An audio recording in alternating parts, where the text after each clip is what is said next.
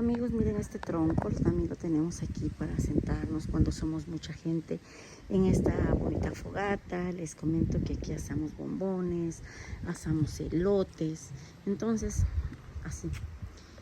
Y así bajo el cobijo de este hermoso ficus, o no sé cómo lo conozcan ustedes, unos lo conocen como laurel, otros como ficus, y acá. Entonces aquí nos las pasamos muy a gusto. Amigos, miren, aquí tenemos la fogata para pasar un rato agradable en la nochecita. Asamos bombones, asamos elotes. Miren, aquí está así. Entonces, así es, miren. Acá le ponemos leña y le digo que pues asamos los elotes. Nos sentamos acá en estos cojincitos bien bonitos